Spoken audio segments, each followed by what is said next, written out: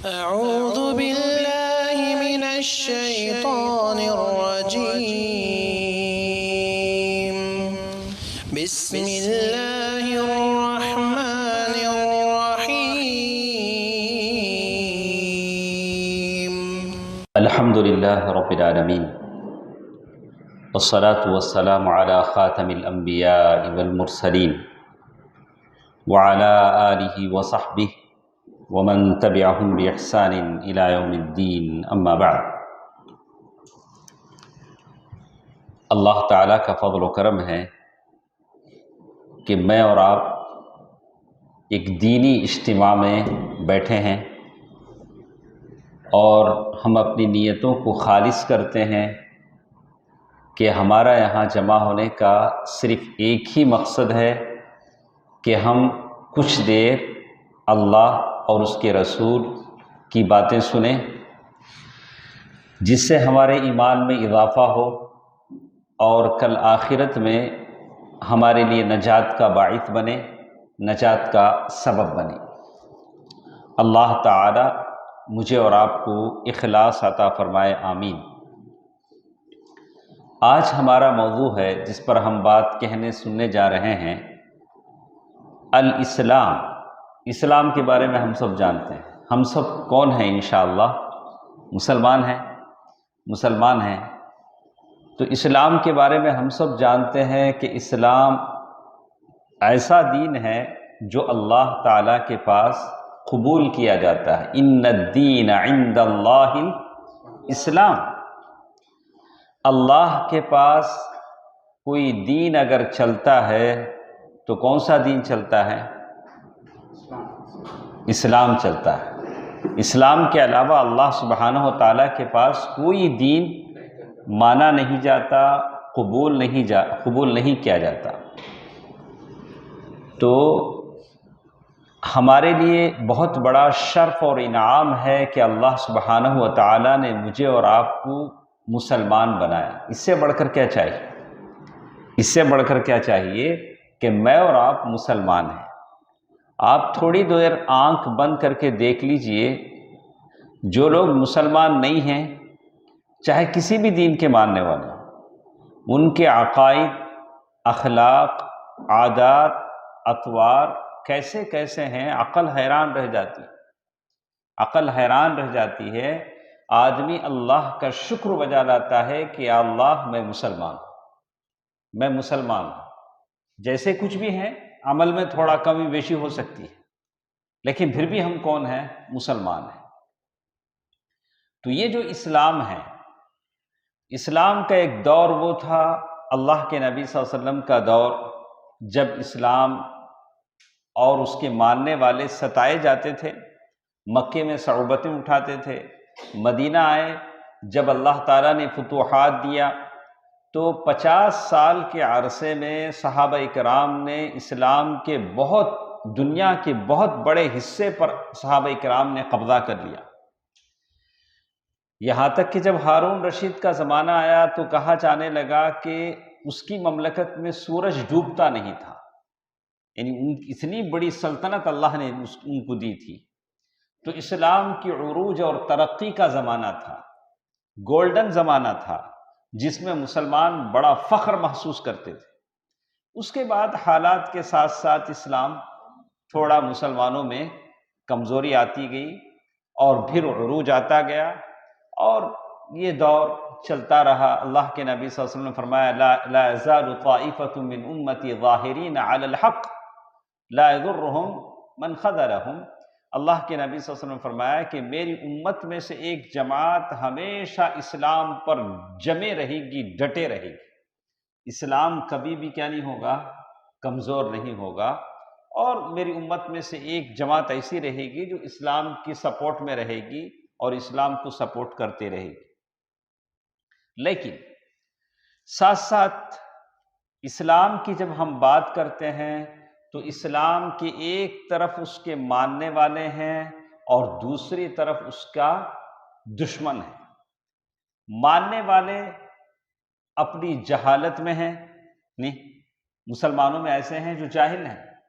کتنے مسلمانوں کو نماز کے احکام معلوم ہیں، نماز میں کتنے فرائض ہیں، کتنے ارکان ہیں، کتنی سنتیں ہیں، وضو کی کیا شرائط ہیں، وضو کب ٹوٹ جاتا ہے، وضو اگر نہ ہو تو کیا کرنا چاہیے، تیمم کن حالات میں کرنا چاہیے، بہت سارے مسائل ہیں جس سے مسلمان ناواقف ہیں، جہالت میں ہیں، جن کو معلوم نہیں۔ تو اسلام کے ماننے والے خود اسلام کے بعض احکام سے، بعض اس کے قوانین سے جاہل ہیں۔ دوسری طرف اسلام کے جو دشمن ہیں وہ لوگ کیا کرتے ہیں، اسلام کے خلاف روزانہ مکر کرتے ہیں، پلاننگ کرتے ہیں کہ کیسے مسلمانوں کو کمزور کیا جائے، اس لیے کہ اسلام کا جب غلبہ ہو جائے گا تو فحش اور عریانیت ختم ہو جائے گی، ناچنے والوں کا ناچ ختم ہو جائے گا، بے پردگی ختم ہو جائے گی، کوئی بغیر برقعے کے جا نہیں سکے گی، ننگا جسم بتا نہیں سکے گی، شراب برسر عام بکے گی نہیں، یہ سارے کلب ڈانس کے یہ سارے اڈے، قحبہ گری، زنا، بدکاریاں سب کے سب ختم ہو جائیں گے۔ اس لیے ہم کو اسلام کیا نہیں چاہیے، نہیں چاہیے، ہم لبرل رہنا چاہتے ہیں، ہم کیا رہنا چاہتے ہیں، کھلے رہنا چاہتے ہیں، ہم کو اسلام کیا نہیں چاہیے، نہیں چاہیے۔ تو اس کے لیے وہ طرح طرح کی منصوبہ بندی کرتے ہیں۔ تو دشمنوں کا اسلام کے خلاف مکر کرنا کیا نئی بات ہے کیا بھائی؟ لوگ جو اسلام کے خلاف جو کچھ بھی کرتے ہیں یہ پرانی بات ہے کہ نئی بات ہے؟ پرانی بات ہے، پرانی بات ہے، اس لیے کہ قرآن کہتا ہے کہ بہت سارے طریقوں سے اللہ کے نبی صلی اللہ علیہ وسلم کی زندگی ہی میں اسلام کو ختم کرنے کی کوشش کی دشمنوں نے، جب اللہ کے نبی صلی اللہ علیہ وسلم زندے ہیں، یہاں تک کہ انہوں نے کہا لا تسمعوا لهذا القرآن، اپنے لوگوں سے کہنے لگے کہ قرآن مت سنو۔ دیکھیں کیا بولے، قرآن مت سنو۔ قرآن جب پڑھا جانے لگا تو گڑبڑ کرو، قرآن کی آیتیں جب کانوں میں پڑ جائیں گی تو تم مسلمان ہو جاؤ گے۔ اسی بات کو لے کر تو صحابہ قرآن مجید کی آیتیں سن کر مسلمان ہو جاتے تھے۔ تو مکے کے قریش کہا کرتے تھے کہ قرآن کو مت سنو۔ آج کے ہماری اس مجلس میں ہم یہی بات کریں گے کہ اسلام دونوں لوگوں کے بیچ میں، ایک طرف مسلمان جو اسلام سے، بعض مسلمان جو اسلام سے جاہل ہیں، اسلام کو پوری طرح جانتے نہیں، دوسری طرف اسلام کے دشمن جو روزانہ اسلام کے خلاف کیا کرتے ہیں، پلاننگ کرتے ہیں کہ کیسے اسلام کو کمزور کیا جائے۔ تو اسلام کمزور ہوگا کہ نہیں ہوگا؟ لیکن اللہ تعالیٰ ہے جو اس دین کی حفاظت کر رہا ہے، لیکن ایک طرف مسلمان بھی ظالم ہیں اور دشمن جو ظالم ہیں وہ تو ظالم ہی ہیں۔ تو جب دشمنوں کی بات کرتے ہیں تو دشمنوں نے طرح طرح مکر کیا اور اسلام کو ختم کرنے کی کوشش کی، اور یہ اللہ کے نبی صلی اللہ علیہ وسلم کے زمانے سے چل رہا ہے، جیسے بتایا گیا۔ کہتے ہیں تو کیسے اسلام کو لوگ کمزور کرتے ہیں، تو کہا کہ ایک طرف مومن ہیں تو مومن اپنے اسلام پر قائم و دائم ہیں، اللہ تبارک و تعالیٰ اسلام کی حفاظت کرتا ہے، لیکن باطل ختم ہوتا ہے، اور وَقُلْ جَاءَ الْحَقُّ وَزَهَقَ الْبَاطِلُ إِنَّ الْبَاطِلَ كَانَ زَهُوقًا۔ حق اور باطل کا جب مقابلہ ہوتا ہے تو حق باقی رہتا ہے اور باطل ختم ہو جاتا ہے۔ تو ایک لمبی بحث شیخ نے ہمارے پاس یہاں کی ہے، تو بس ہم آپ کو اتنا بتانا چاہتے ہیں کہ اسلام کا ایک زمانہ ایسا تھا جس میں اسلام کی حکمرانی ساری دنیا پر تھی، مسلمان شان و شوکت میں تھے، مسلمانوں کی مملکتیں تھیں، اور مسلمانوں کو عروج و اقبال اللہ تعالیٰ نے عطا فرمایا، اسلام کا بول بالا ہوا، اور اسلامی سلطنتیں، مملکتیں دنیا میں قائم ہوئیں، اور اسلام کی دولت میرے تک اور آپ تک پہنچی کہ ہم مسلمان ہیں۔ لیکن ساتھ ساتھ ہم آج دشمنوں کو دیکھ رہے ہیں کہ وہ اس اسلام کو مٹانے کے لیے طرح طرح کی کارروائیاں کرتے ہیں تاکہ اسلام کو کمزور کر سکیں، تو ایسی صورت میں مسلمانوں کا کیا رول ہونا چاہیے کہ اپنے اسلام کو بچا سکیں؟ سورۃ الانعام آیت نمبر 121 ہمارے ساتھ ہے، جس میں اللہ تبارک و تعالیٰ کہتے ہیں کہ اسلام کو ختم کرنے، یعنی اسلام کو کمزور کرنے کے لیے یہ لوگ مختلف ٹرک یوز کرتے ہیں۔ جیسے قرآن نے کہا وَإِنَّ الشَّيَاطِينَ لَيُوحُونَ إِلَىٰ أَوْلِيَائِهِمْ لِيُجَادِلُوكُمْ وَإِنْ أَطَعْتُمُوهُمْ إِنَّكُمْ لَمُشْرِكُونَ۔ وَإِنَّ الشَّيَاطِينَ، شیطان وہ اپنے دوستوں کی طرف وحی کرتے ہیں۔ ایک وحی کون لاتے ہیں؟ جبریل امین لاتے ہیں۔ اللہ کے نبی صلی اللہ علیہ وسلم تھے تو قرآن وحی کے ذریعے نازل ہوا۔ شیطان بھی وحی کرتا ہے۔ شیطان کس کی طرف وحی کرتے ہیں؟ اپنے جو سپورٹرز ہوتے ہیں ان کو بتاتے ہیں ایسا پلان کرو، ایسا کرو، نام بدلو، بورڈ بدلو، گاؤں کا نام بدلو، سلیبس بدلو، اس سے کیا ہو جائے گا؟ تو کبھی رفیق بھائی بھی سوچتے ہوں یہ پلان کیسے ان کے دماغوں میں آتے ہیں کہ اسلام کو کمزور کرنے کے لیے، مسلمانوں کو کمزور کرنے کے لیے۔ تو قرآن کیا کہتا ہے؟ وَإِنَّ الشَّيَاطِينَ، ان کے پیچھے کون ہیں؟ شیاطین ہیں۔ شیاطین الانس والجن، وہ انسانوں میں سے بھی ہو سکتے ہیں، جنوں میں سے بھی ہو سکتے ہیں۔ لَيُوحُونَ إِلَىٰ أَوْلِيَائِهِمْ لِيُجَادِلُوكُمْ، تو یہ ہیں، تو یہ کیا کرتے ہیں؟ شیاطین کیا کرتے ہیں؟ اثارت الشبہ، ہم کو دین کے معاملے میں شبہ میں ڈالتے ہیں، ڈاؤٹ۔ بہت سارے ہوتے ہیں، دنیا بھر کے ڈاؤٹا ان کے دماغ میں آتے ہیں۔ ہاں، دین کے تعلق سے کیا ہوتا ہے ان کے پاس؟ ڈاؤٹ۔ کیا ابھی سمجھ میں آتا ہے؟ یہ کام کرے تو ڈاؤٹ، وضو بنائے تو ڈاؤٹ، وضو ہوا نہیں ہوا، نماز میں کھڑتے اللہ اکبر، میں وضو میرا ہوا کہ نہیں ہوا۔ ایسے عقائد کے معاملے میں بھی ڈاؤٹ ہے، عقائد کے معاملے میں ڈاؤٹ۔ اثارت الشبہ وتشکیک الناس فی الدین، اور دین کے معاملے میں لوگوں کو شک میں مبتلا کرنا، اور لوگوں کو بڑے بڑے باتوں سے غافل کر کے چھوٹے چھوٹے کاموں میں مشغول کر دینا۔ دعویٰ ایک بڑا سبجیکٹ ہے، اسے چھوڑ کے دوسرے سبجیکٹ، انگلی کیسا ہلانا، ایسا ہلانا کیسا ہلانا، تو کیا کرتے ہیں؟ سنت سے ثابت ہے، آپ سنت دیکھیں، لیکن جو الاہم فالاہم، جو کام سب سے اہم ہے اسے آپ یہ کریں۔ حالانکہ ساری چیزیں اللہ کے نبی صلی اللہ علیہ وسلم کی سنت ہے، سنت بڑی اہم چیز ہے، لیکن صحیح چیز لوگوں میں پہنچائی جائے، جو جو چیزیں صحیح ہیں اسے پہنچائی جائے۔ جیسے کہتے ہیں اسی طرح قید النصارى برسول اللہ صلی اللہ علیہ وسلم، کہتے ہیں کہ بالکل اللہ کے نبی صلی اللہ علیہ وسلم کا زمانہ تھا تو نصارہ نے بھی اللہ کے نبی صلی اللہ علیہ وسلم کے ساتھ مکر کیا۔ تو ایک واقعہ آپ کو یاد ہوگا شعیب صاحب، تو ایک واقعہ سیرت سے آپ کو یاد ہوگا کہ جنگ تبوک کے موقع پر، غزوہ تبوک کے موقع پر ایک صحابی تھے جو پیچھے رہ گئے تھے۔ کون تھے؟ کعب بن مالک رضی اللہ عنہ۔ کعب بن مالک تھے جو پیچھے رہ گئے تھے، عرب کے مشہور آدمی تھے، شاعر بھی تھے، خطیب بھی تھے اور تاجر بھی تھے۔ اللہ کے نبی صلی اللہ علیہ وسلم جب جنگ سے واپس آئے تو کعب بن مالک رضی اللہ تعالیٰ عنہ سے پوچھا کہ دیکھو کعب، تم ہمارے ساتھ جنگ میں کیوں نہیں آئے؟ تو ان کے پاس کوئی ریزن نہیں تھا اور وہ جھوٹ بھی نہیں بولنا چاہتے تھے۔ انہوں نے بولا کہ نہیں اللہ کے نبی صلی اللہ علیہ وسلم، میرے پاس کوئی ریزن نہیں تھا، میرے پاس سواری تھی، سب چیزیں تھیں، لیکن تھوڑی سستی کی وجہ سے میں نہیں آ سکا۔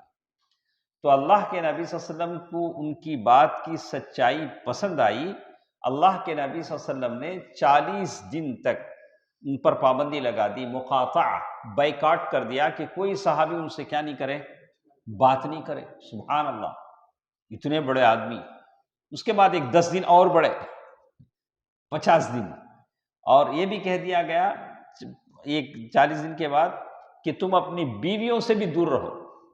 یہ بھی کہہ دیا گیا کہ تم اپنی بیویوں سے دور رہو۔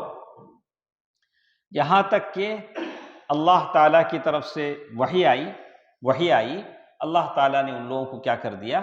معاف کر دیا۔ اس 50 دن کے اندر کیا ہوا، جو بات ہم بتانا چاہتے ہیں، اصل بات اس واقعے سے اصل بات جو ہم بتانا چاہتے ہیں، تو مدینے کے باہر جو روم، جو عیسائی بادشاہ تھا، کرسچن بادشاہ تھا، امپائر تھا، اس نے کعب بن مالک رضی اللہ تعالیٰ عنہ کو یہ خط لکھا۔ کیا لکھا؟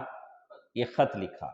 خط میں اس نے کیا کیا کہ انہ بلغنا ان صاحبک قد جفاک، ہم کو معلوم ہوا ہے کہ تمہارے دوست نے تم پر ظلم کیا ہے۔ کون دوست؟ اللہ کے نبی صلی اللہ علیہ وسلم۔ اللہ کے نبی صلی اللہ علیہ وسلم تمہارا بائیکاٹ کرا ڈالے ہیں، تمہارے اوپر ظلم کرے ہیں۔ تو وَإِنَّ اللَّهَ لَمْ يَجْعَلَكَ بِدَارِ هَوَانٍ فَالْحِقْ بِنَا نُكْرِمَكَ، بولا کہ اللہ تم نے کیا بھی اتنا مجبور بنایا نہیں، تمہیں مدینہ چھوڑ کو کیا کرو، ہمارے پاس آ جاؤ۔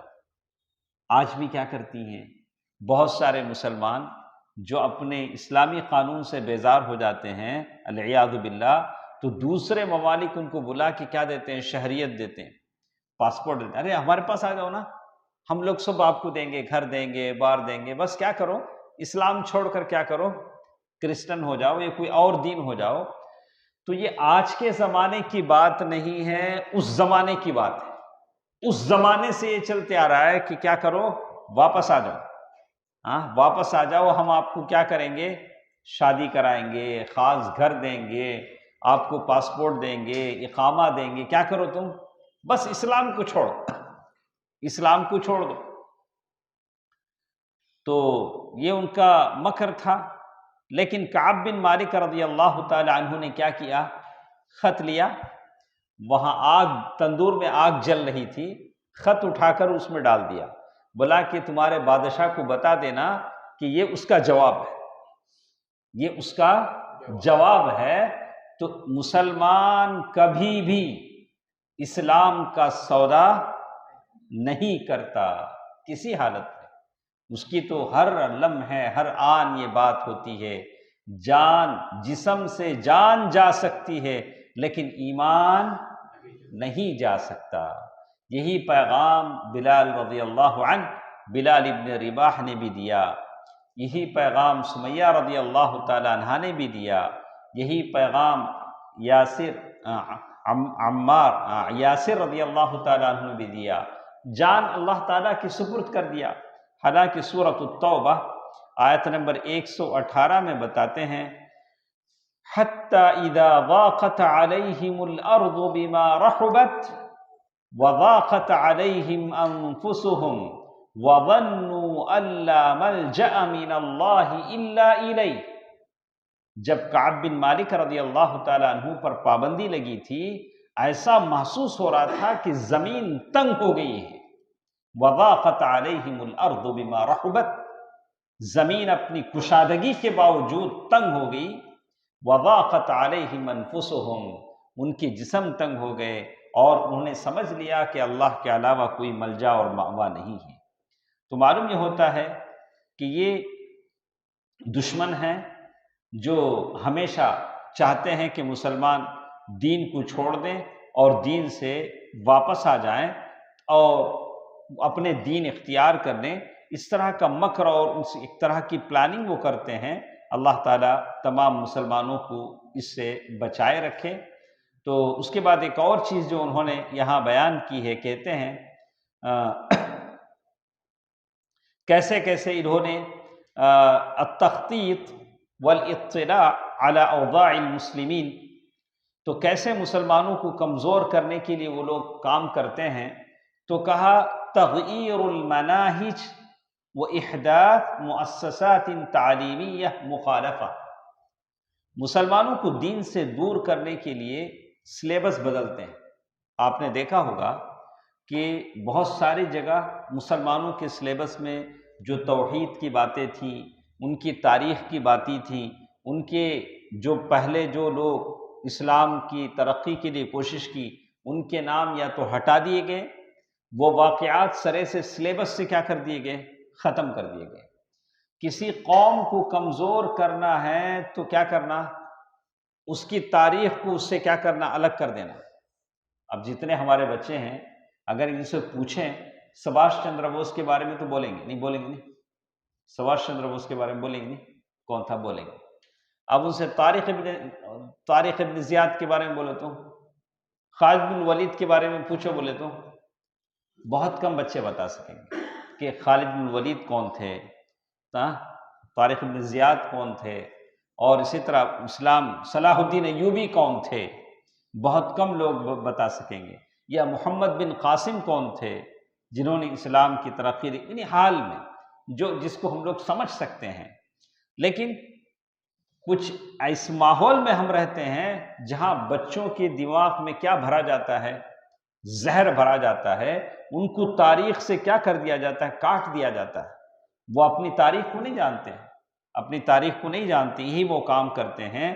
وہ احداث مؤسسات تعلیمیہ مخالفہ، ایسے ایڈوکیشنل سرکل بنائے جاتے ہیں، مدرسے بنائے جاتے ہیں جو ان کے عقیدے کے خلاف ہوتی ہے۔ ان کا عقیدہ ایک بات بولتا ہے، لیکن وہ جو تعلیم وہ حاصل کرتے ہیں اسکولوں میں، وہ تعلیم ایک بات بولتی ہے۔ آپ مثال دیکھیے، آج کیا دن ہے؟ آج جمعہ ہے۔ کتنے بچے اپنے اسکولوں میں جمعے کی نماز پڑھے ہوں گے، یا جمعہ پڑھنے کی اجازت ہوگی؟ ہے کیا بیٹا ہے؟ اسکول میں ہے، ہم لوگ جمعہ پڑھ سکتے ہیں؟ نہیں پڑھ سکتے۔ بعض جگہ تو بورڈ لگا ہوا ہے، بورڈ لگا ہوا ہے کہ آج ہی میں نے بورڈ دیکھا کہ بورڈ لے کہ یہاں پریئر کرنے کی اجازت نہیں۔ پہلے زمانہ تھا جب لوگ اجازت لیتے تھے، 15 منٹ 20 منٹ جمعہ پڑھ لیتے تھے۔ تو اب اگر ایک طالب، ایک اسٹوڈنٹ سال میں مہینے کے 4 جمعے چھوڑ دیتا ہے، یا جب تک اسکول چلتا ہے اسے معلوم ہی نہیں تھا جمعہ کب ہوا، جمعرات کب آیا، تو پھر اسے کیا کہیں گے ہم؟ جمعے کا اس کے تعلق ہی، جمعے کو اس نے جانا ہی نہیں۔ تو یہ سب سے بڑی چیز ہے جس کی وجہ سے اسلام سے اس کا تعلق کیا ہوتا جاتا ہے؟ کمزور ہوتا جاتا ہے۔ جمعہ میں آدمی جائے گا، جمعہ سنے گا، خطیب کا خطبہ سنے گا، اچھے ٹاپک پر خطیب بولیں گے، موضوع پر بولیں گے، اسے معلوم ہوگا۔ اب جب بچہ جاتا ہی نہیں ہے، اسے معلوم ہی ہوتا نہیں ہے، اس کے بعد پڑھ کر نکلے گا تو کیا کرے گا؟ جاب میں چلے جائے گا، اور اسے کیا نہیں ملتا ہے؟ ٹائم نہیں ملتا ہے۔ ایک اور چیز اس کے بارے میں شیخ نے نقل کیا ہے، فَمِن مَجَالَاتِ كَيْدِ أَعْدَاءِ الْإِسْلَامِ الْإِعْلَامِ، اسلام کے خلاف دشمنوں کی جو کوششیں ہوتی ہیں وہ ہے اعلام۔ اعلام بولے تو شاہد بھائی، میڈیا، اسے کیا بولیں گے؟ میڈیا۔ میڈیا 2 ٹائپ کا ہوتا ہے، نہیں کیا ہوتا ہے؟ ایک پرنٹنگ میڈیا، اور 2 میڈیا ہوتے نا،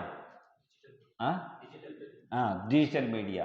جو بھی ہو، میڈیا ایک ہوتا ہے جس میں آپ کے صحیفے، مجلات، میگزین جو آتے ہیں، تو اس کے ذریعے سے بھی بچوں کو، مسلمانوں کو دین سے دور کرنے کی کوشش کی جاتی ہے۔ اس لیے کہ میڈیا کی بہت بڑی طاقت ہوتی ہے، اسی لیے لوگ اپنی گاڑی پہ کیا لگا کے گھومتے ہیں؟ پریس۔ انہیں کیا ہے کہ پریس میں بات کا قصہ، لیکن کیا لگا لیتا ہے بیچارہ؟ پریس۔ تو ایک طاقت دکھانا چاہتا ہے۔ تو ایک میڈیا کی ایک طاقت ہوتی ہے، اس لیے کہ وہ زبان ہے، اور ابھی زمانے میں فرینس، یعنی بولنے کی طاقت ہے، آپ کچھ بھی بول سکتے ہیں کسی کے خلاف، میرے خلاف، ان کے خلاف، کسی سڑک پر کھڑے ہو جائیں آپ بول سکتے ہیں، آپ کو بولنے کی اجازت ہے۔ لیکن اس میڈیا سے کیا ہوتا ہے؟ باطل کی ترویج ہوتی ہے اور حق کو چھپایا جاتا ہے، غلط باتیں لوگوں کے دل و دماغ میں بٹھائی جاتی ہیں، اور مسلمانوں کو اندر سے کمزور کیا جاتا ہے۔ ایسے پیغامات سرکولیٹ کیے جاتے ہیں، وائرل کیے جاتے ہیں کہ اتنے مسلمان فلاں جگہ مارے گئے، فلاں جگہ اتنا نقصان ہوا، تو اندر سے مسلمان کیا ہوتا ہے؟ ٹوٹ جاتا ہے۔ بار بار ان میسیجوں کو پڑھے گا، اس پر ظلم ٹوٹے نہ ٹوٹے، لیکن ان میسیجوں سے جو وائرل ہوتے ہیں کیا ہوتا ہے؟ ایک خوف، ایک ڈر، پتہ نہیں میرے ساتھ کیا ہوگا، کتنے لوگ مارے جا رہے ہیں. تو مرنے والا ایک دن مرتا ہے، یہ وائرل میسج پڑھنے والا ہر دن مرتا ہے. ہر دن یہ کیا ہوتا ہے؟ پڑھتا ہے، مرتا ہے. یہ اعلام، یہ اس کی طاقت ہے. تو اسی لیے کہا گیا کہ ایسی باتوں پر آدمی کو دھیان نہ دینا چاہیے. اور اس کے ذریعے سے ایسا بھی ہوتا ہے کہ غلط عقائد بھی لوگوں کے درمیان پھیلائے جاتے ہیں. تو ایک چیز جو ہم لوگ اب دیکھ رہے ہیں کہ شادی بیاہ میں پہلے ناچتے کون تھے؟ ناچنے والی عورتیں بلائی جاتی تھیں پہلے زمانے میں، اسے کنچن یا ایسے کچھ الفاظ بولے جاتے تھے. ان کی معاشرے میں کوئی عزت نہیں ہوتی تھی. ایک دم گھٹیا رذیل قسم کے لوگ اس بات کا شادیوں میں رکھتے تھے کہ ناچنے والے آتے تھے، ناچتے تھے. لیکن آج کل ہم دیکھ رہے ہیں کہ دولہا اور دلہن ناچ رہے ہیں. ہاں، وہ بھی کہاں؟ غیروں میں نہیں، مسلمانوں. کس نے یہ ذہن بنایا؟ کیسے یہ ذہن مسلمانوں میں آیا کہ شادی میں دلہا اور دلہن کو ناچنا چاہیے؟ سبحان اللہ، سبحان اللہ. یہ کون سی شریعت ہے؟ یہ کون سا دین ہے جس کے لوگ ماننے والے ہیں؟ نکاح کے دفتر میں لکھتے ہیں عبداللہ عبد الرحمن، لیکن اسٹیج پہ ناچ گانا ہوتا ہے، رقاصہ کی طرح ناچتے ہیں. دلہن کے لباس میں ناچ رہی ہے، دلہا دلہے کے لباس میں ناچ رہا ہے. یہ کس نے ذہن ان کا بنایا کہ ناچا جائے؟ شادی ناچنے کی، ناچتے نہیں ناچتے پھر ہوئے. ہاں، تو یہ جو بربادی آئی ہے، یہ جو نوبت آئی ہے، یہ کیسے آئی؟ کس نے یہ ذہن بنایا؟ تو یہ الحاد. واٹس ایپ اس میں جو میسیجز دیکھتے ہیں ایک طرح کا وائرل میسیجیں ہیں، اور اسے سمجھتے ہیں فخر کی بات سمجھتے ہیں. حالانکہ یہ نیچ حرکت ہے جس کو اسلام کبھی پسند نہیں کرتا. اسی لیے کہتے ہیں اسی طرح ایک اور چیز جس کے بارے میں شیخ نے لکھا ہے، بہت سارے میگزین ہیں، المجلات والنشرات والدعایات المختلفہ. جو بہت سارے میگزین ہیں، آپ کسی بھی اخبار کی دکان پر چلے جائیں تو وہاں بہت سارے میگزین آپ کو ملیں گے. اگر کسی اخبار کی دکان پر اگر آپ 10-15 میگزین دیکھتے ہیں تو 15 میگزین پر ننگی عورتوں کی تصویریں ہوں گی. ایک میگزین شاید ہوگا جس پر تصویر نہ ہو. تو یہ جو میڈیا ہے یہ بھی سبب بنتا ہے اور ایک راستہ بنتا ہے لوگوں کی عفت اور پاک دامنی پر دھبا لگانے کا، اور ان کے اندر شہوت کی ہیجانی پیدا کرنے کا، اور ان کو اچھائی سے برائی کی طرف لے جانے کا. آنکھیں ان عورتوں کی تصویروں کو دیکھتی ہیں. تو یہ چیز ہے جو میڈیا میں لوگ دیکھتے ہیں. تو ایسا کیوں ہوتا ہے؟ تو اللہ تبارک و تعالیٰ نے سورۃ البقرہ آیت نمبر 120 میں کہا وَلَن تَرْضَىٰ عَنكَ الْيَهُودُ وَلَا النَّصَارَىٰ حَتَّىٰ تَتَّبِعَ مِلَّتَهُمْ. سورۃ البقرہ آیت نمبر 120. آیت کا ترجمہ سنیں. وَلَن تَرْضَىٰ، لن کے معنی ہے ہرگز، تم سے راضی نہیں ہوں گے، خوش نہیں ہوں گے. کون؟ الیہود والنصارى، تم سے یہود و نصارہ ہرگز راضی نہیں ہوں گے. کیوں راضی نہیں ہوں گے؟ کب تک راضی نہیں ہوں گے؟ حتی تتبع ملتہم، جب تک کہ تم ان کے نقش قدم پر نہ چلو. تم کو کیا کرنا پڑے گا؟ یہ بات ہے یہود و نصارہ کے تعلق سے. چونکہ قرآن جب نازل ہو رہا تھا تو وہاں یہ دو بڑی جماعتیں تھیں. آج کیا حالت ہے؟ آج کون ہم سے راضی ہونا؟ یہ کافر اور مشرک. یہ کافر اور مشرک ہم سے راضی نہیں ہوں گے جب تک ہم ان کی طرح ان کے نقش قدم پر نہ چلیں. یہ کام جو کرتے ہیں، بعض چیزیں مجھے بڑی عجیب لگتی ہیں. میرے نبی صلی اللہ علیہ وسلم نے سکھایا کہ اگر آپ راستے میں جا رہے ہوں، راستے میں کوئی کچرا تکلیف دینے والی چیز ہو تو اسے آپ کیا کریں گے؟ بازو ہٹائیں گے. تو اللہ کے نبی صلی اللہ علیہ وسلم نے فرمایا کہ میں نے ایک آدمی کو جنت میں دیکھا، جنت میں وہ جمپ کر رہا تھا، ویسا دو ہاتھ ٹوٹ کے ایسا کیا بولتے اسے، پلٹی مار رہا. سبحان اللہ. جنت میں آدمی کیا کر رہا تھا؟ پلٹی مار رہا. تو وہ آدمی کی نیکی کیا ہے معلوم؟ راستے میں جاتے جاتے راستے میں تکلیف دینے والی چیز کو وہ آدمی کیا کیا؟ بازو ہٹا کے رکھا. اتنی نیکی پر جنت میں اتنے خوش ہیں وہ کیا کر رہے ہیں؟ پلٹی مار رہے ہیں. تو میں کل ایک دیکھا، ایک باہر دو آدمی نکل رہے ہیں، زور سے لے کے نیچے روڈ پہ ایسا ہوا مارا. کسی ہسپتال سے وہ لوگ گھر جا رہے ہیں. ایسے اوکیشنز ہوتے ہیں، کسی پیشنٹ کو لے کر ہسپتال سے صحت یاب ہو کر گھر کو جاتے ہیں یا کوئی تو وہ کیا کرتے ہیں؟ لا کے زور سے کہاں مار رہا ہے؟ بیچ روڈ پہ. ارے وہ ناریل کسی کے پیر میں چبھے گا، ہاں پھٹ کے جب بے ہوگا تو کسی کا زخم ہوگا، تو اس کا حساب کون دے گا؟ اس کا حساب کون دے گا؟ ارے تم اپنے لیے کر رہے ہو، تم اپنے سہولت کے لیے کر رہے ہو، لیکن سامنے والے کا جو نقصان ہوگا اس کا مداوع کون دے گا؟ تو ایسی چیزوں سے ہم کو کیا ہوتا ہے؟ ہمارے دین کی قدر سمجھ میں آتی ہے. ہمارا دین تو یہ کہتا ہے کہ نہیں ایسے سامنے والے کو کیا نہیں کریں کسی طرح.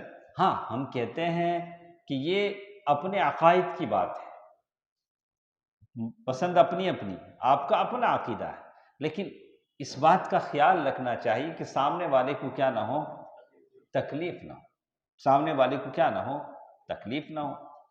بہرکیف تو یہ کہتے ہیں کہ اللہ تبارک و تعالیٰ نے سورۃ البقرہ آیت نمبر 120 میں کہا وَلَن تَرْضَى عَنْكَ الْيَهُودُ وَلَا النَّصَارَى حَتَّى تَتَّبِعَ مِلَّتَهُمْ.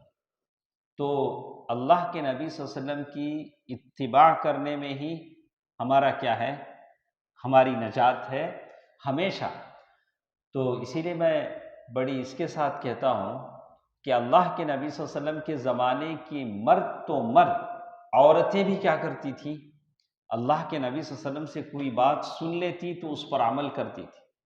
تو آپ نے ام المؤمنین میمونہ ام حبیبہ رضی اللہ تعالی عنہا کی حدیث سنا ہوگا کہ وہ دن میں 12 رکعت نماز پڑھتی تھی، نہیں سنت.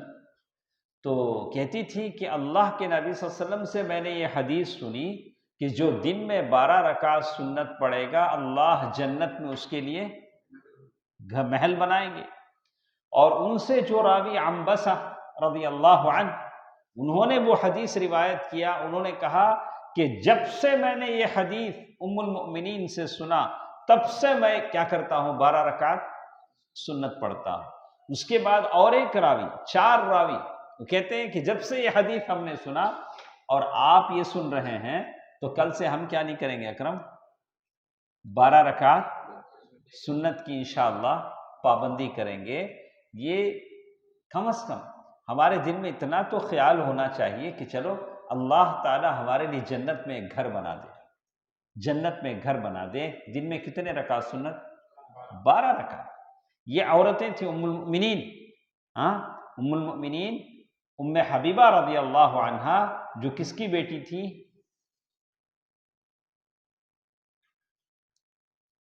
کس کی بیٹی تھی؟ ابو سفیان کی. کس کی بہن تھی؟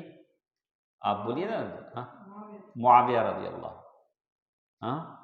تو لیکن دن میں 12 رکعت سنت کی پابندی کرتے تھے. ایک اور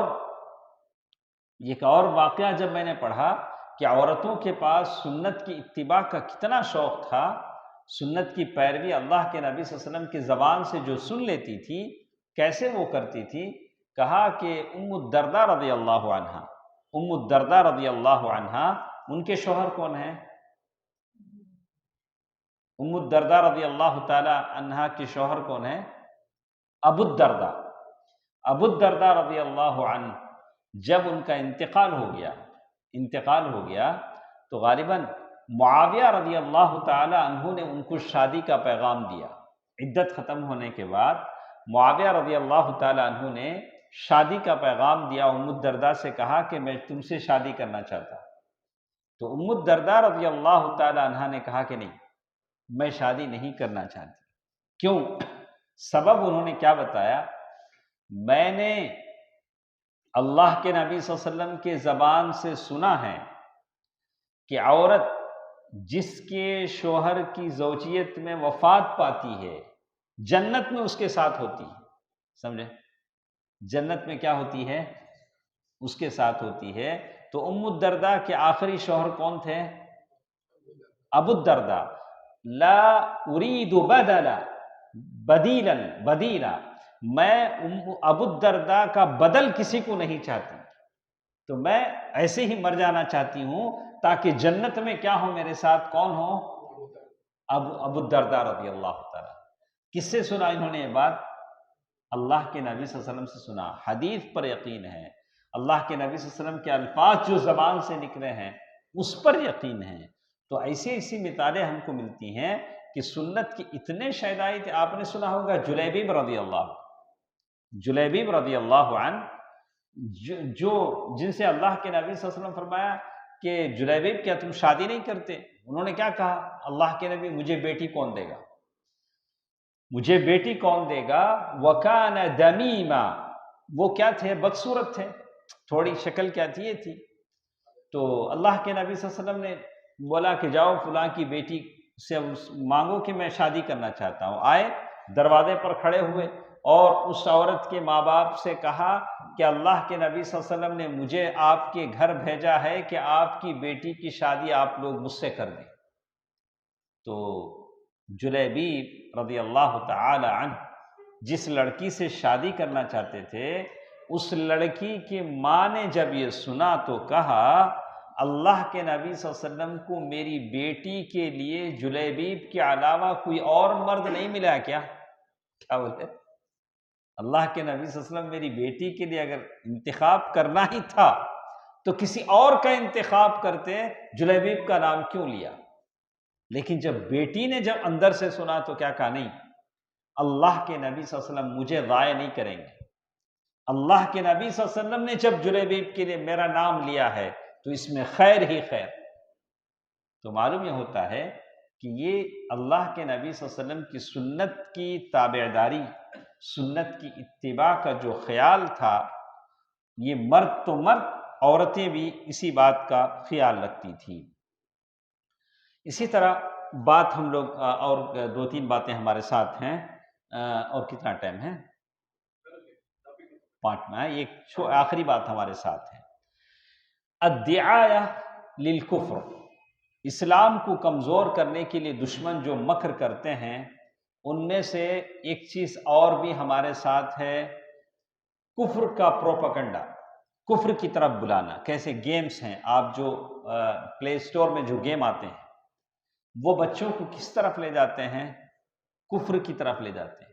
جیسے شیخ نے لکھا، یا بہت سارے جو دوسرے لوگ ہیں ان کی طرف سے کچھ پمفلیٹس چھاپے جاتے ہیں، قادیانیوں کی طرف سے، کرسچنز کی طرف سے، یا بہت سارے لوگوں کی طرف سے ایسے پمفلیٹ چھاپے جاتے ہیں، یا اردو میں ترجمے کیے جاتے ہیں دوسری مذہبی کتابوں کے، تاکہ مسلمان اسے پڑھ کر کیا ہوں، ان کے دین کی طرف چلے جائیں۔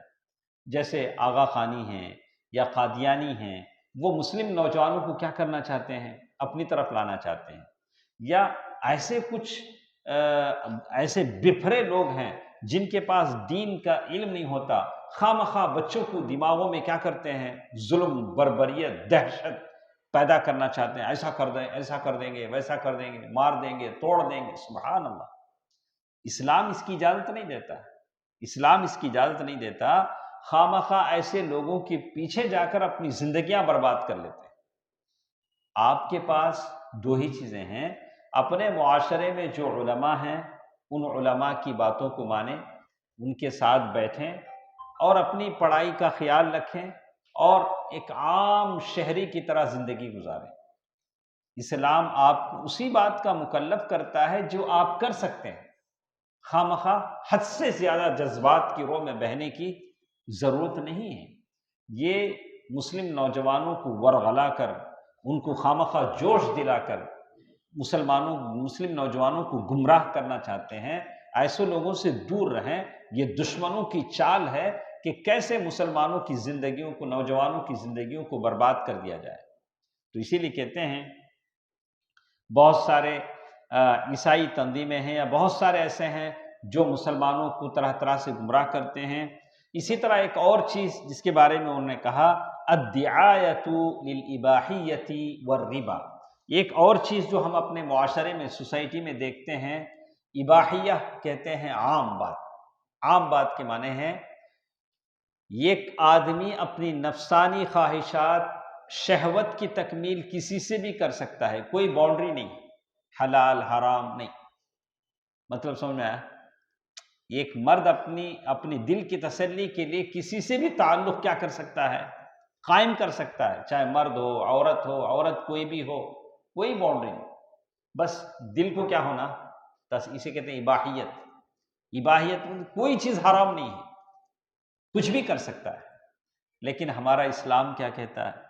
حرمت علیکم، آیتیں بتا دی گئی کہ کون عورتیں حلال ہیں، کون عورتیں حرام ہیں، حرمت والے رشتے بتا دیے گئے۔ اور اس سے بھی بڑھ کر اگر آدمی آج کے زمانے میں اتنا آزاد ہو جاتا ہے کہ عورت اور مرد کا فرق بھی مٹا دیتا ہے، تو اللہ نے اس کا انجام بھی بتا دیا کہ یہ قومیں، ان پر اللہ کا عذاب آیا، ان کی بستیاں آسمان تک اٹھا کر الٹے منہ نیچے مار دی گئیں، قوم لوط ان کا عذاب ہوا۔ لیکن آج کے زمانے میں یہ ساری چیزیں فری ہیں، کوئی پابندی نہیں، لیکن اسلام یہ کہتا ہے اور یہ گندے لوگ یہ کہتے ہیں۔ تو ہمارے بچوں کو اسلام کی بات ماننی چاہیے، اسلام پر عمل کرنا چاہیے۔ ایک دوسری طرف جیسے ہم کہتے ہیں الدعایہ للربا، سود کو عام کرنا۔ آپ کوئی بھی چیز لے لیں، آج اتنے کارڈ آ گئے ہیں، کیا کیا کارڈ ہیں، پتہ نہیں کس میں کیا سود ملتا ہے، پیسہ بھیجے تو بھی پیسہ ملتا ہے نہیں، آپ نے اتنا ٹرانزیکشن کیا، فلاں چیز خریدی، چلو ہم آپ کو گفٹ دیتے ہیں، خواہ کا گفٹ کیوں چاہیے؟ ہاں، تو اس میں کیا ہے، سود کی آمیزش ہوتی ہے۔ حدیث میں آتا ہے کہ سود، انٹرسٹ اتنا عام ہو جائے گا، ہر ایک کو اس کی بو محسوس ہوگی، وہ سود کیا کرے گا، اسے ٹچ کرے گا، بچنا بڑا مشکل ہے۔ سود اتنا، انٹرسٹ اتنا پھیلا دیا گیا ہے کہ کہیں نہ کہیں ہمارے اس میں کیا ہوتا ہے، انوالومنٹ ہو جاتا ہے۔ جیسے شیخ نے لکھا الدعایہ، دیکھیے الدعایۃ لانتخاب ملکۃ جمال، کیا ہے، کبھی کیا بولتے ہیں اسے، بیوٹی کوئین، کیا بولتے ہیں، وہ ایک کمپٹیشن ہوتا نا، کیا بولتے ہیں، سب آپ پٹا لگا لگ کھڑتے ہیں نا، بیوٹی، ہاں، تو شیخ لکھتے ہیں کہ یہ بھی کیا ہے، بے حیائی، فحش و فجور کا بازار۔ یہ مسلمان، ہمارے پاس ایسا نہیں، ہاں، پہلے ایسا نہیں تھا، ہوتا بھی تھا تو کہاں ہوتا تھا، یورپ، امریکہ، فرانس، جرمن، ایسا ہوتا تھا۔ اب یہ بیوٹی کانٹیسٹ کہاں آ گیا ہے، مسلم ممالک میں بھی آ گیا ہے۔ مسلم ممالک میں بھی پورا یہاں سے وہاں تک ننگے، خر ایک پٹا یہاں سے، ہاں، اور اس پر لکھیں گے فرسٹ، سیکنڈ، سبحان اللہ، العیاذ باللہ۔ اس سے بڑھ کر بے حیائی کا کیا، ان الذین یحبون ان تشیع الفاحشہ، اسی ہی فحش پھیلانا ہے۔ تو اسی لیے کہتے ہیں او یسم، یا جیسے شیخ نے لکھا الدعایہ لہذہ اللیالی التی یسمونہا لیالینا، یا راتوں کو، کیا بولیں گے اسے، راتوں کو جو سجائے جاتے ہیں، کلب جسے کہتے ہیں، لوگ ناچتے ہیں، شراب میں مست ہوتے ہیں، سبحان اللہ، العیاذ باللہ۔ کہا کہ ساری چیزیں ہیں جس سے مسلم نوجوانوں کو دور رہنا چاہیے، یہ سارے مکر و فریب کی چیزیں ہیں جس سے مسلم نوجوانوں کو ان کے دین سے کیا کیا جاتا ہے، دور کیا جاتا ہے۔ یہ ساری چیزیں شیخ نے اس میں ذکر کیا ہے۔ اللہ تعالیٰ تمام لوگوں کو اس سے محفوظ رکھے۔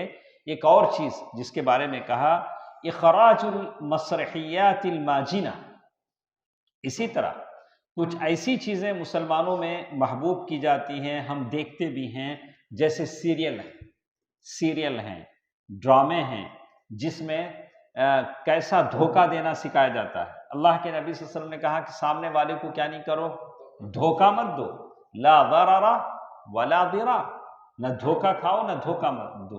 لیکن یہ جو ہمارے پاس جو کلپ آتے ہیں، چھوٹے چھوٹے کلپ، اس میں بتایا جاتا ہے سامنے والے کو کیسا دھوکہ دینا، اس کی جیب سے کیسا پیسے نکالنا، اس سے کیسا بھاگنا پھر، وہ سب طریقے سکھائے جاتے ہیں۔ یہ سارے طریقے کہاں سے لوگ سیکھتے ہیں؟ وہی چیزوں سے، فلموں سے سیکھتے ہیں۔ اور اسی نے کہا السخریہ من الدین، کبھی یہ ساری سیریل میں، ڈراموں میں دین کے ساتھ مذاق ہوتا ہے، دین کے ساتھ مذاق ہوتا ہے۔ بڑا آدمی آئے گا، اب مسلمان ہے وہ، کیسا بتانا؟ سر پہ ایک ٹوپی رکھنا، نہیں تو ایک تعویذ بندھا، تعویذ بن کے بتائے گا یہ مسلمان۔ باقی اچھے جو کیریکٹر ہوں گے سب دوسرے لوگ ہوں گے، اس میں جو خراب کیریکٹر ہوگا وہ کسے دیں گے؟ مسلمان کو دیں گے، تاکہ اسلام کیا ہو؟ بدنام ہو۔ یہ تو آپ دیکھتے ہیں، یہ تو بولنے کی چیز نہیں ہے، یہ تو سب آپ دیکھتے ہیں۔ اسی لیے کہا دیکھنے کا مطلب یہ نہیں کہ میں آپ پروموٹ کر رہا ہوں، نہیں دیکھنا چاہیے۔ برائی کرنا جیسے غلط ہے، دیکھنا بھی غلط ہے۔ تو اسی لیے کہتے ہیں کل التزام بالمواعید او کل التزام بقول الحق، ان چیزوں میں، جو ان سارے ڈراموں، سیریل، سنیماؤں میں جو کچھ دکھایا جاتا ہے، اس میں دکھایا جاتا ہے کہ کیسا آپ اپنا وعدہ توڑیں، اس میں بتایا جاتا ہے سامنے والے کو کیسا دھوکہ دیں، یہ ساری باتیں بتائی جاتی ہیں۔ اور یہ بھی بتایا جاتا ہے کہ کیسے آپ باطل کو پھیلائیں، حق بات کہنے سے پیچھے رہیں، یہ ساری باتیں سکھائی جاتی ہیں۔ تو شیخ لکھتے ہیں اور یہ بھی بتایا جاتا ہے کہ کیسا دھوکہ دیں اور کیسے معاملے کو گڑمڑ کریں۔ آخری بات میرے آپ سے کہنی ہے کہ کبھی مسلم نوجوان کے پاس یہ پیش کیا جاتا ہے کہ اسلام کی کوئی بات فیصلہ کن نہیں ہے، ہر معاملے میں ڈبل ہے، کیا بولتے ہیں، کرنا بھی نہیں کرنا بھی۔ تو کیا میسج جاتا ہے اس سے؟ ارے اسلام کا کون سا معاملہ بھی فائنل، کیا بھی نہیں، ہر معاملے میں کیا ہے، ڈبل ہو سکتا، کر بھی سکتے چھوڑ بھی سکتے۔ تو یہ سمجھ میں آتا کہ معلوم یہ ہوتا ہے کہ ہر چیز، اسلام کی کوئی بھی چیز فائنل نہیں ہے، اسلام کے سارے معاملات کیا ہیں، گڑمڑ ہے، سمجھ میں نہیں آتا، کر بھی سکتے چھوڑ بھی سکتے، کرے تو اچھا، نہیں کرے تو خراب، ایسا نہیں۔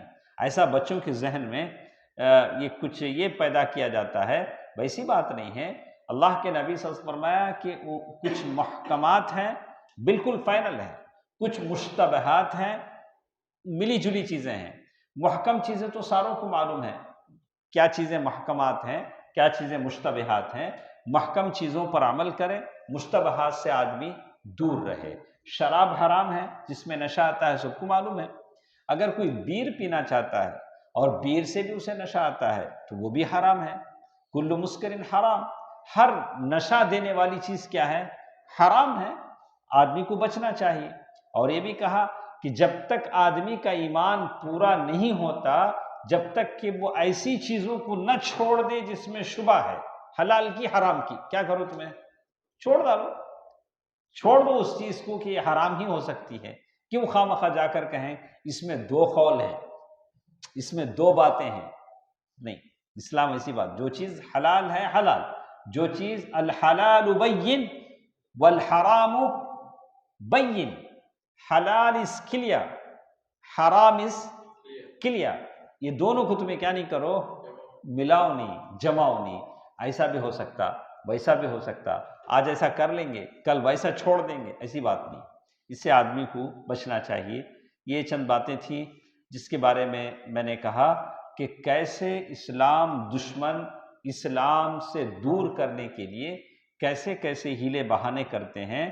جیسے اللہ تعالیٰ نے سورۃ آل عمران آیت نمبر 54 میں کہا وَمَكَرُوا وَمَكَرَ اللَّهُ وَاللَّهُ خَيْرُ الْمَاكِرِينَ۔ تو اللہ تعالیٰ دشمنوں کے مکر و فریب سے ہم کو بچائے رکھے۔ آپ کوشش کریں، اللہ سے دعا کرتے رہیں کہ اللہ تعالیٰ صحیح اسلام پر مجھے اور آپ کو قائم و دائم رکھے، صحیح اسلام پر عمل کرنے کی توفیق دے۔ اسلام کو بچانا یہ آپ کی ذمہ داری ہے، میری ذمہ داری ہے، اور اس کے لیے ہوگا، سب سے پہلے یہ ہوگا کہ آپ اور ہم اسلام پر پوری طرح عمل پیرا ہو جائیں، تو اسلام خود سے بچ جائے گا۔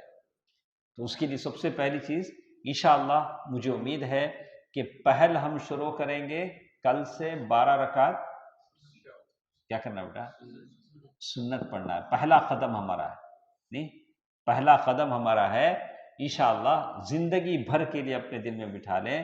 کل سے آپ کو کتنی رکعت منیمم سنت کی پابندی کرنی ہے؟ 12 رکعت۔